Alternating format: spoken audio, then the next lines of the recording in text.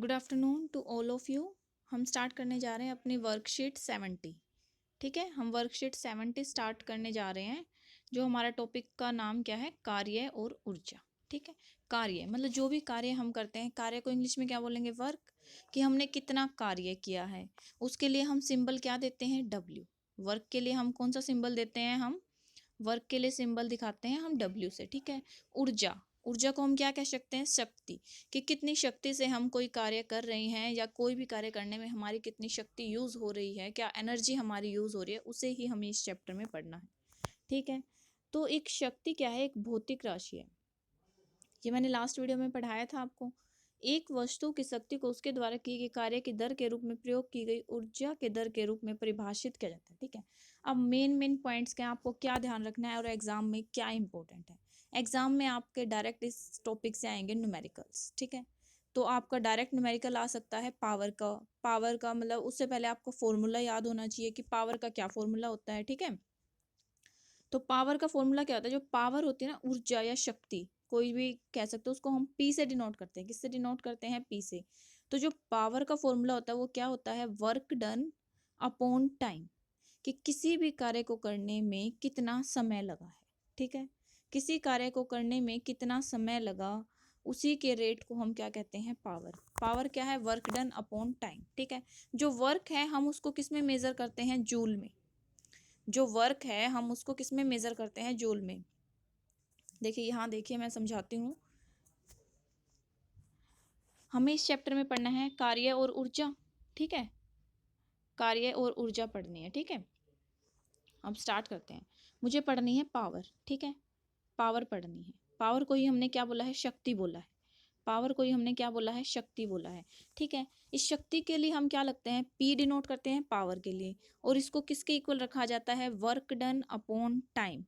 T किसके लिए लिखा लिखा है मैंने, टाइम के लिए, वर्क डन।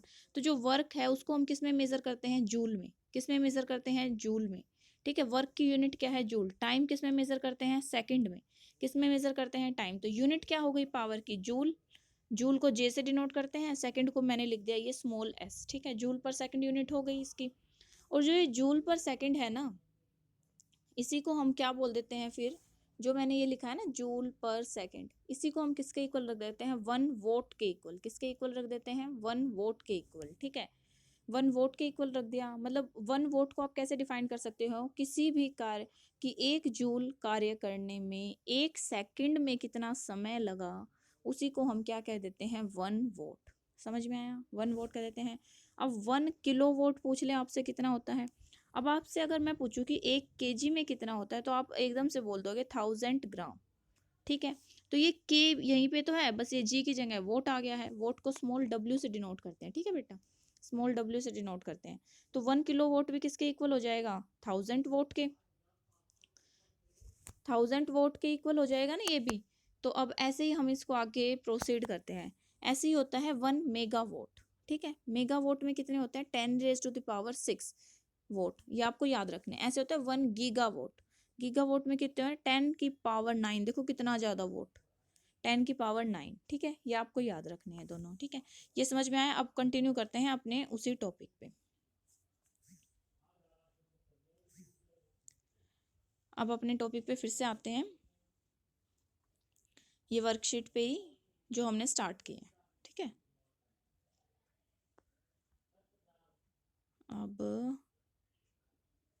अब ये देखो, यही इस वर्कशीट में समझा रखा है आपको। क्या समझा रखा है वर्कशीट में, कि जो पावर है वो किसके इक्वल है, वर्क डन अपॉन टाइम के। ये इसने यही बात लिखी है, यही बात मैंने सिखाई है। पावर को, वर्क को हम जूल में मेजर करते हैं, टाइम को सेकंड में। तो यूनिट क्या हो गई, जूल पर सेकंड। ऐसे इसने फिर आगे बता रखा है कि 1 किलोवोट किसके इक्वल है, 1 मेगावोट किसके इक्वल है। ये तो बात आपको समझ में आ गई है। तो 1 किलोवोट क्या हो गया, कि एक घंटे में कितनी ऊर्जा खर्च हुई, उसी को हमने 1 किलोवोट पर आवर कह दिया ना। अब जैसे एग्जाम्पल दे रखा है, अब एग्जाम्पल से समझने की कोशिश करते हैं। जैसे मुझे कह रखा है एग्जाम्पल में कि 20 जूल कार्य करने में 5 सेकंड का समय लेती है। ठीक है, अब वर्क दे दिया ना 20 जूल। जूल दिखते ही तुम्हें क्या समझ में आ जाना चाहिए कि ये डब्ल्यू दे रखा है।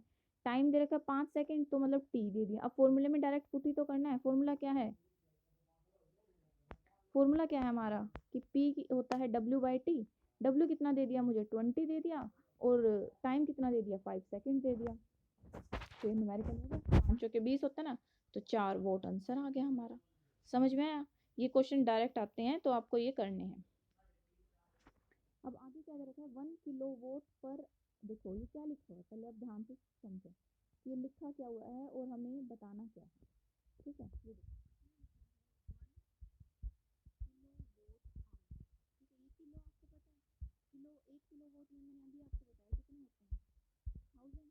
ठीक है, अब 1 घंटे में कितनी होती हैं, 60 मिनट, 60 मिनट होती है ना।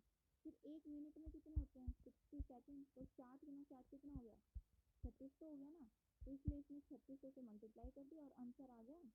ये पीछे जीरो को इसमें 10 की पावर में लिख दिया, जितनी जीरो थी उतना ही 10 की पावर में हम इसको लिख सकते हैं। ठीक है, तो इसका मतलब क्या हो गया, तो देख लेते हैं दोबारा करके।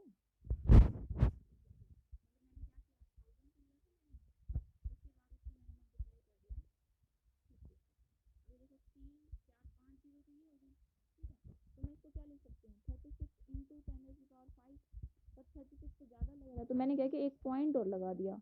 ठीक है, जब ये पॉइंट लगाऊंगी तो यहाँ पे कितना आ जाएगा, 6 आ जाएगा। तो समझ में ये कितना हो गया, जूल। ये क्वेश्चन हो गया। अब आप बता सकते हैं शिफ्ट या पावर हम किसे कहते हैं। अब एक वोट को भी डिफाइन कर सकते हैं एज इट इज, जो आपके वर्कशीट में दे रखे हैं। ऊर्जा का व्यावसायिक मात्रक लिखिए और 1 यूनिट में कितने जूल ऊर्जा होती है वो भी लिख सकते हो, किलो 1 यूनिट में। अब एक घर में 250 यूनिट ऊर्जा 1 महीने में उपयोग कर ली जाती है तो इसे जूल में व्यक्त कीजिए। ठीक है, मतलब जो घरों में बिजली होती है वो किस इसमें होती है वो हमें बताना है। जैसे अब नेक्स्ट न्यूमेरिकल आप खुद करके बताएंगे मुझे। जैसे दे रखा है 1000 जूल ऊर्जा का प्रयोग 10 सेकंड में कर लेता है तो शक्ति क्या होगी। ऑब्वियसली देखो 1000 जूल मतलब वर्क दे दिया, वर्क दे दिया ना। तो देखो ये तो न्यूमेरिकल दे दिया तुम्हें, 1000 जूल दे दिया ना, ये हो गया 1000। पावर की यूनिट, पावर का फॉर्मूला क्या होता है, W/T, W/T होता है ना। अब W की वैल्यू दे दी 1000 जूल, डिवाइड किससे करूंगी, टाइम कितना दे दिया 10 सेकंड, तो जीरो से जीरो कैंसिल, आंसर कितना आ गया 100 वोट आंसर आ गया। है ना, बिल्कुल इजी न्यूमेरिकल। और यही न्यूमेरिकल ही आएंगे इस वाले वर्कशीट में, जो आपके लिए इंपॉर्टेंट है कि आपको न्यूमेरिकल आने चाहिए। और वो कैसे आएंगे, जब यूनिट ध्यान रखोगे। एक और ध्यान रखना है, एक और फॉर्मूला, कि जो वर्क हम लिख रहे हैं ना, अभी तक तो मेरे को जूल में यूनिट दे रखी थी तो मैं जितना जूल दे रखा उतना लिख देती हूँ। तो वर्क को हम कैसे भी मेजर कर सकते हैं, mgh। m होता है मास, g acceleration due to gravity, h कितनी हाइट। ठीक है, ये हमें इस पैटर्न में भी दे सकते हैं, जैसे आपको एक न्यूमेरिकल दिया हुआ है। ठीक है, जैसे कि 50 kg द्रव्यमान का एक बच्चा। ठीक है, अब बच्चे का वेट दे दिया ना मुझे 50 kg, मतलब m की वैल्यू दे दी। ठीक है, जी की वैल्यू मुझे पता ही है 9.8 मीटर पर सेकंड होती है। ठीक है, अब एच की वैल्यू क्या है, वो 45 सीढ़ियाँ 9 सेकंड में चढ़ जाता है। यदि हर एक सीढ़ी की ऊंचाई 15 मीटर है, 15 सेंटीमीटर है ना। जी की वैल्यू भी देखो उन्होंने मेंशन करके दे रखी है, 10 लेनी है आपको, 9.8 भी नहीं लेनी है, 10 लेनी है। ठीक है, एम भी पता है, mgh बोला ना मैंने डब्ल्यू निकालने के लिए, एम भी पता है, जी भी पता है, अब एच और निकालेंगे। एच कैसे निकालेंगे, देखो टोटल कितने सीढ़ियाँ हैं, 45 है, और 15 सेंटीमीटर हर एक सीढ़ी की ऊंचाई है। सेंटीमीटर को मीटर में करेंगे, डिवाइड बाय 100 करेंगे, और 45 है, एक का गैप 45 है ना। जैसे ये स्टेयर्स हैं, इनके बीच में एक का गैप 15 सेंटीमीटर है, तो पहले तो मैंने इसको मीटर में कर लिया।